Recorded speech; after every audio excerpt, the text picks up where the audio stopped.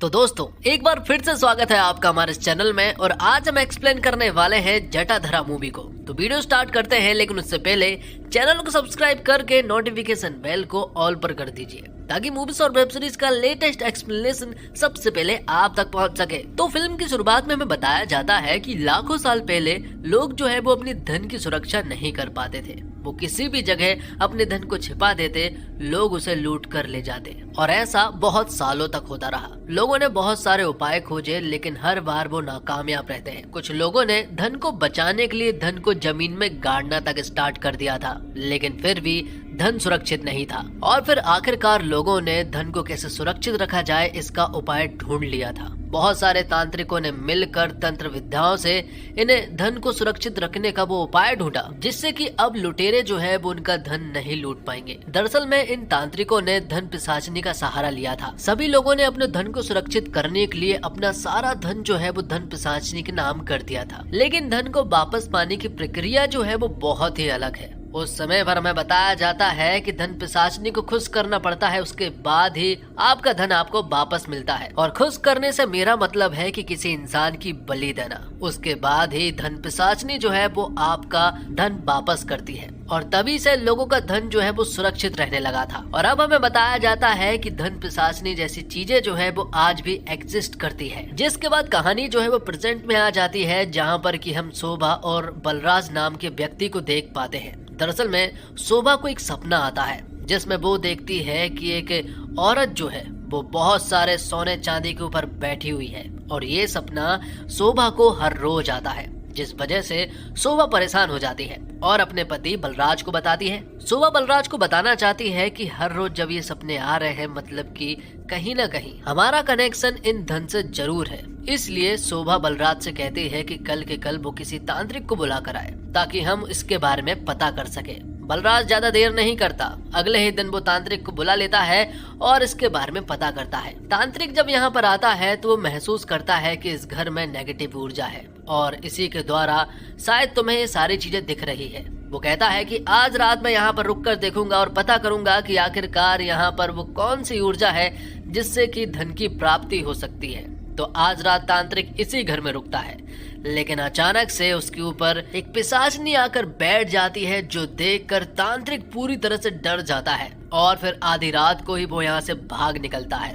जाते जाते वो शोभा और बलराज से कहता हुआ जाता है कि जल्द से जल्द इस घर को छोड़ दो, वरना तुम मारे जाओगे। और अब अगले सीन में हम देखते हैं कि शोभा और बलराज जो है वो मारे जाते हैं। वो कैसे मरे ये तो हमें नहीं बताया गया, लेकिन आगे हमें जरूर पता चलेगा। जिसके बाद कहानी जो है वो 2025 में शिफ्ट हो जाती है, जहां पर हम मनीष नाम के बंदे को देख पाते हैं, जो कि पैरानॉर्मल एक्टिविटीज के बारे में लोगों को बता रहा था। हमें पता चलता है कि मनीष को भूत पिशाच के बारे में बहुत अच्छा खासा नॉलेज है, जिसके बारे में वो लोगों को बता रहा था कि भूत आज की दुनिया में होते हैं। लोग भी मनीष की बातों से सहमत थे, क्योंकि वो उन्हें कुछ सबूत वगैरह दे रहा था। लेकिन तभी यहाँ हम देखते हैं कि शिवा नाम का बंदा जो है वो यहाँ मनीष को गलत ठहरा रहा था। वो कहता है कि मैं भूतों में नहीं मानता और ना ही उसने आज तक भूत को देखा है। और यहाँ हमें पता चलता है कि दरअसल में शिवा एक घोस्ट हंटर है, लेकिन आज तक उसे कभी भी कोई भूत नहीं मिला है। मनीष सोच में पड़ जाता है कि आखिरकार ये बंदा भूत भगाने का काम करता है, लेकिन इसे कभी भी भूत नहीं मिला है। ये बहुत ही हैरानी वाली बात है।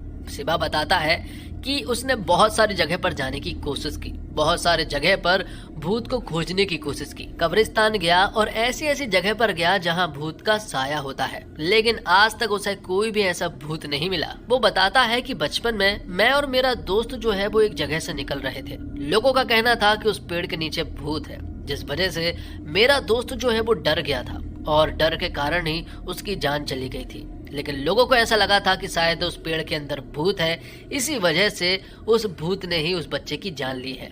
मैं हर रोज उस पेड़ के पास जाकर खड़ा होता था, लेकिन उसे कभी भी भूत नहीं दिखाई दिया। शिवा के पास बहुत सारी ऐसी डिवाइस है जिससे कि वो भूतों को डिटेक्ट कर सकता है, लेकिन आज तक उसे ऐसा कोई भी भूत नहीं मिला है। अब शिवा के बारे में हमें एक बात और मालूम चलती है। दरअसल में शिवा को हर रोज रात को एक सपना आता है, जिसमें एक औरत जो है वो उसे मार रही है। मतलब कि एक छोटा सा बच्चा दिखाया जाता है जिसे वो औरत मार रही होती है। और ये सपना शिवा को हर रोज आता है। शिवा को बिल्कुल समझ नहीं आता है कि आखिरकार वो सपना क्या है। वो औरत कौन है और वो उस बच्चे को क्यों मार रही है। इसी वजह से शिवा हमेशा परेशान रहता है। अब कुछ लोगों ने शिवा को एक हवेली के बारे में बताया है और कहा है कि उस हवेली में भूत है। तो यहाँ हमारा शिवा जो है वो अपनी डिवाइस को लेकर उस हवेली में पहुंच जाता है और वहां जाकर भूत को ढूंढने की कोशिश करता है कि तभी हम यहाँ पर एक लड़की को देखते हैं जो कि उसी हवेली में आती है और वो यहाँ शिवा की आंखों पर पेपर स्प्रे मार कर उसके हाथों से एक मूर्ति छीन ले जाती है। अगली सुबह जब हुई तो शिवा को बिल्कुल पता नहीं चला कि आखिरकार वो लड़की कौन थी। तब हमें मालूम चलता है कि दरअसल में उस लड़की का नाम सितारा है और वो एक आर्कियोलॉजिस्ट है और वो इन मूर्तियों के बारे में अध्ययन करती है। वो एक मंदिर में होती है जहाँ सितारा शिवा की माँ की मदद करती है। दरअसल में शिवा की माँ जो है वो बहुत सालों से पुजारी जी से मिलने की कोशिश कर रही थी, लेकिन हर बार वो नाकाम रह रही थी। इसलिए सितारा ने उनकी मदद की और पुजारी जी से मिल पाया। अब शिवा की माँ आनंदी जो है वो शिवा की मुलाकात सितारा से करवाती है और उसे बताती है कि इसी लड़की ने मुझे पुजारी जी से मिलवाया है। और जब उन दोनों की मुलाकात हुई तो सितारा समझ जाती है कि इसे तो मैं पहले से जानती हूँ। अरे कल रात ही तो इनकी आंखों पर पेपर स्प्रे डाला था। अब यहाँ पर सितारा जो है वो शिवा को सब कुछ बता देती है। दरअसल मैं वहां जाने की काफी कोशिश कर रही थी, लेकिन मुझे वहां कोई भी नहीं जाने दे रहा था और जब मैंने तुम्हारे हाथ में मूर्ति देखी तो मुझे कुछ भी नहीं सूझा और फिर मुझे तुम्हारे आंखों में वो पेपर स्प्रे डालना पड़ा क्योंकि वो मूर्ति मुझे किसी भी हालत में चाहिए थी। तो इस तरह से शिवा और सितारा जो है वो दोस्त बन जाते हैं। एक दूसरे के साथ अक्सर वो टाइम बिताने लगे थे। अब शिवा को एक ऐसे महल के बारे में मालूम चलता है जहाँ पर पैरानॉर्मल एक्टिविटीज हो रही है और बहुत सारे तांत्रिक जो है वो वहाँ पर अपनी तांत्रिक विद्याओं से पूजा कर रहे हैं। और हमें पता चलता है कि दरअसल में ये सारे तांत्रिक जो है वो धन पिशाचिनी को खुश करने में लगे हुए थे। जब वहां शिवा पहुंचा तो उन तांत्रिक ने डिसाइड कर लिया था कि हम धन पिशाचिनी को शिवा की ही बलि देंगे।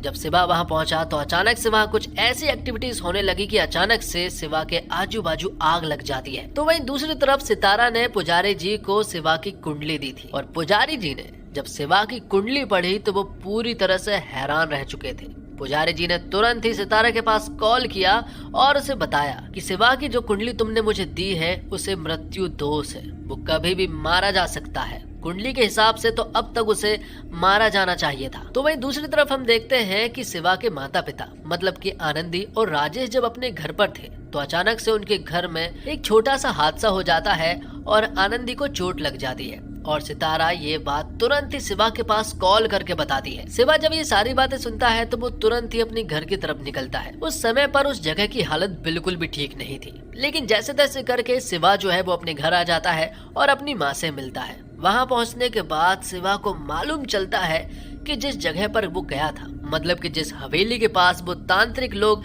तंत्र विद्याओं की पूजा कर रहे थे और धन पिशाचिनी को खुश करने की कोशिश कर रहे थे, उस जगह पर जितने भी लोग थे वो सारे लोग मारे जा चुके हैं। ये बात जब शिवा को मालूम चली तो वो पूरी तरह से हैरान रह चुके थे। लेकिन जब राजेश और आनंदी को ये बात मालूम चली कि शिवा उस हवेली में गया था और वो भूत ढूंढने के लिए गया था तो वो लोग उसे बहुत चिल्लाते हैं क्योंकि राजेश और आनंदी ने शिवा को 1000 बार समझाया है, लेकिन शिवा अभी तक नहीं माना। जिसके बाद शिवा की नजर पड़ती है उसी के घर में एक फोटो पर, जिस फोटो में उसने उस बच्चे को देखा जिसे एक औरत मारने की हमेशा कोशिश करती रहती थी। इस फोटो को देखकर शिवा यहाँ राजेश और आनंदी से पूछता है कि आखिरकार ये बच्चा और ये लोग कौन है। तो यहाँ पर राजेश जो है वो शिवा को अब सब कुछ सच बता देते हैं। वो बताते हैं कि दरअसल में यही तुम्हारे रियल माता पिता है और जो बच्चा उनके हाथ में है ये तुम हो और जो तुमने सपने में देखा था वो तुम्हारी माँ थी जो तुम्हें मारने की कोशिश कर रही थी। ये सुनकर शिवा हैरान रह चुका था कि आखिरकार ऐसे कैसे हो सकता है। तब यहाँ राजेश जो है वो एक फ्लैशबैक की स्टोरी बताते हुए कहता है, ये कहानी तब की है जब तुम अपनी माँ की कोख में थे और इस कहानी में तुम्हारी माँ का भाई बलराज और उसकी पत्नी शोभा मेन कैरेक्टर में है। तो राजेश बताता है कि तुम्हारी मामी को मतलब कि शोभा को हर रोज धन पिशाचिनी के सपने आया करते थे। वो हर रोज अपने सपने में सोने को देखती थी और हर रोज अपने पत्नी मतलब कि तुम्हारे मामा बलराज को बताती थी, जैसा कि हमने फिल्म की शुरुआत में देखा था। तो शोभा ने बलराज से कहा था कि वो किसी तांत्रिक को बुलाकर लेकर आए, तो बलराज ने भी शोभा की बात मानी। हमें पता चलता है कि दरअसल में शोभा जो है वो बहुत ही लालची थी और उसे किसी भी हालत में सिर्फ बड़ा आदमी बनना था। तो फिल्म की शुरुआत में तांत्रिक तो यहाँ से भाग गया था, लेकिन तभी यहाँ पर एक काली विद्याओं का अघोरी आता है। अघोरी जब यहाँ पर आया तो उसने अपनी शक्तियों से धन पिशाचिनी को देख लिया और अब वो यहाँ शोभा से कहता है कि अगर तुम्हें धन चाहिए तो हमें बलि देनी पड़ेगी और काली शक्तियों को एकत्रित करने के लिए हमें एक ऐसे इंसान की जरूरत पड़ेगी जिसकी आंखें नीली हो और वो तुम्हारे परिवार का ही हो। अघोरी जो बात शोभा से कह रहा था, शोभा हर वो चीज कर रही थी। उसे धन पिशाचनी से मिलना था और वो सारा सोना जो है वो अपने कब्जे में करना था, जिसके लिए शोभा कुछ भी कर सकती है। इसलिए शोभा जो है वो तुम्हारी माँ के पास गई और उनसे कहा कि मैंने तुम्हारे बेटे के लिए एक पूजा रखी है और मैं चाहती हूँ कि सब कुछ सही हो जाए, इसलिए तुम्हें उस पूजा में आना बहुत ही ज्यादा जरूरी है। उस समय पर तुम्हारी माँ का 9वां महीना चल रहा था और कभी भी उनकी डिलीवरी हो सकती थी। इसके बावजूद उन्होंने शोभा की बात मानी। जब शोभा अघोरी के सामने जाकर बैठी तो शोभा और राजेश को कहीं से भी वो तांत्रिक वाला साधु तो नहीं लग रहा था, बल्कि एक अघोरी ही लग रहा था। जब काली शक्तियां एकत्रित होने लगी तो यहाँ पर उस अघोरी को धन पिशाचनी भी धीरे धीरे करके दिखने लगी और अब धन पिशाचनी को बलि चाहिए थी। शुरुआत में यहाँ पर अघोरी ने इनसे कहा कि हमें एक मुर्गे की बलि देनी पड़ेगी, तो बलराज ने एक मुर्गे को लेकर आया और उसकी बलि दी। लेकिन धन पिशाचनी ने जब उसका खून पिया तो उसकी भूख नहीं मिटी। तब यहाँ पर अघोरी ने एक भैंस की बलि देने के लिए कहा। बलराज ने हर एक वो चीज की जो अघोरी कह रहा था, लेकिन पिशाचनी खुश नहीं हो रही थी। और तभी हम देखते हैं कि शोभा का लेबर पेन जो है वो स्टार्ट हो चुका था,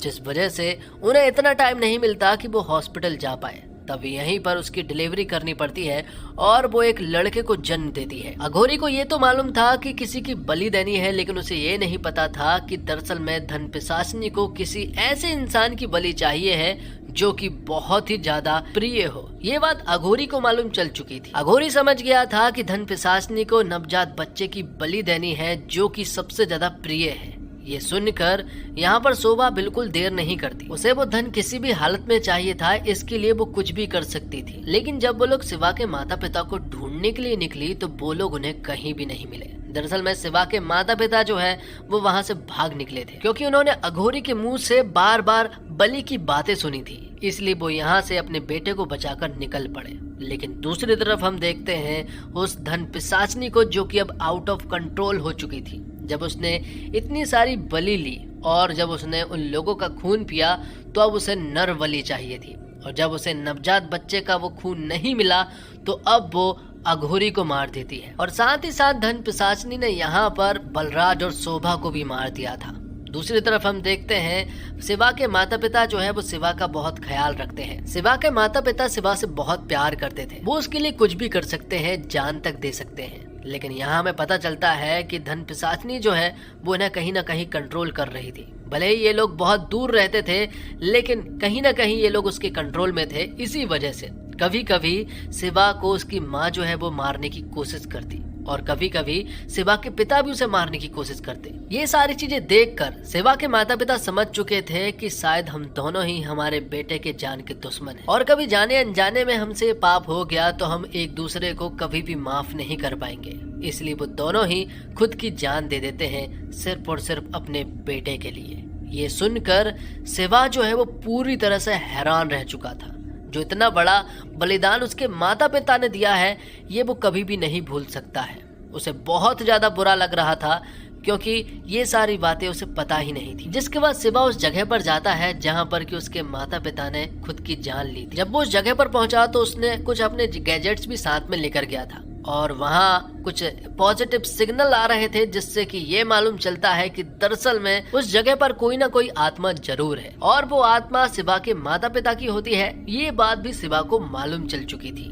जिसके बाद शिवा साधु के पास जाता है। साधु को बलराज और शोभा के कर्मकांड के बारे में बहुत अच्छे से मालूम है, और उन्हें धन पिशाचनी के बारे में भी बहुत अच्छे से मालूम है। पुजारी जी शिवा को बताते हैं कि तुम्हें मृत्यु दोष है और अब तक तुम्हें मर जाना चाहिए था, लेकिन पता है तुम अभी तक क्यों नहीं मरे? दरअसल में तुम्हारे माता पिता की आत्मा जो है वो ब्रह्मांड में घूम रही है, और जब भी तुम पर कोई संकट आता तो तुम्हारे माता पिता ही उस चीज से तुम्हें बचाते, और कई बार तुम्हारे माता पिता ने मृत्यु से तुम्हें बचाया है। उनकी आत्मा को शांति तभी मिलेगी जब तुम्हारा मृत्यु दोष पूरी तरह से खत्म हो जाएगा, और तुम्हारा मृत्यु दोष तभी समाप्त होगा जब धन पिशाचनी मारी जाएगी। और ये मृत्यु दोष आया कहाँ से है पता है? बात कुछ ऐसी है कि अघोरी जब बलराज और शोभा के साथ मिलकर धन पिशाचिनी को खुश करने की वो काली शक्तियाँ एकत्रित कर रहा था और अपनी तंत्र विद्याओं से जो पूजा कर रहा था, उसी पूजा में तुम्हारी माँ, तुम्हारे पिता और बहुत सारे लोग शामिल थे। उस समय पर भले ही तुम अपनी माँ की कोख में थे, लेकिन तुम पूजा का हिस्सा थे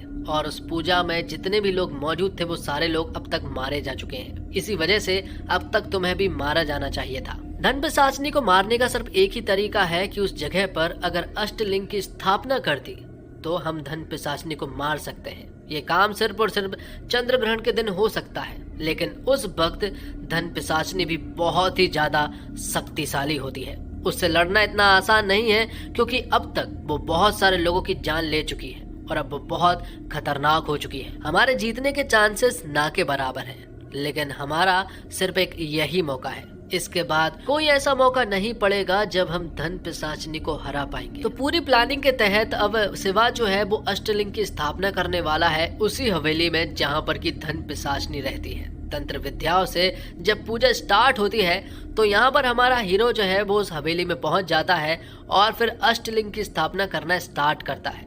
जब 2 ज्योतिर्लिंग की स्थापना उसने की तो अभी अचानक से यहाँ पर धन पिशाचिनी आ जाती है और अब वो यहाँ पर शिवा को मारना भी स्टार्ट कर देती है। वो उसे बहुत ही बेरहमी से मार रही थी जिसका शिवा के पास कोई भी जवाब नहीं था। दूसरी तरफ पुजारी जी उस सही समय का इंतजार कर रहे थे जब चंद्रमा जो है वो पूरा हो जाएगा, लेकिन तभी हम देखते हैं कि एक ऐसा वक्त आता है जब धन पिशाचिनी जो है वो शिवा को मार डालती है और फिर शिवा की आत्मा तुरंत ही भोलेनाथ के पास जाती है, जहाँ पर शिवा जो है वो भोलेनाथ के सामने तांडव करता है और यहाँ पर भोलेनाथ जो है वो शिवा को एक नया जीवन देते हैं। नया जीवन मिलते ही पुजारी जी की पूजा समाप्त हो चुकी थी और चंद्रमा भी पूरा हो चुका था और अब शिवा के साथ शिवा के माता पिता भी मिलकर पिशाचिनी से लड़ना स्टार्ट करते हैं और आखिरकार शिवा ने अष्टलिंग की स्थापना करते करते धन पिशाचिनी को मार गिराया था और इस तरह से शिवा के माता पिता को मुक्ति मिल जाती है। और अब फिल्म के आखिर में हम देखते हैं कि एक अनजान शख्स जो है वो उसी हवेली पर आता है और एक नर बलि देकर धन पिशाचिनी को वापस बुला लेता है और फिर इसी सस्पेंस के साथ ये फिल्म जो है वो यही समाप्त हो जाती है। उम्मीद करता हूँ दोस्तों आपको वीडियो पसंद आई होगी। वीडियो अगर अच्छी लगी हो तो वीडियो को लाइक करके चैनल को सब्सक्राइब जरूर कीजिएगा ताकि आपको इसी तरह के लेटेस्ट और फ्रेश कंटेंट मिलते रहे। मिलते हैं और कमाल की वीडियो के साथ, तब तक के लिए आप हमारे चैनल के साथ बने रहिए। धन्यवाद। जय हिंद, जय भारत, जय श्री राम।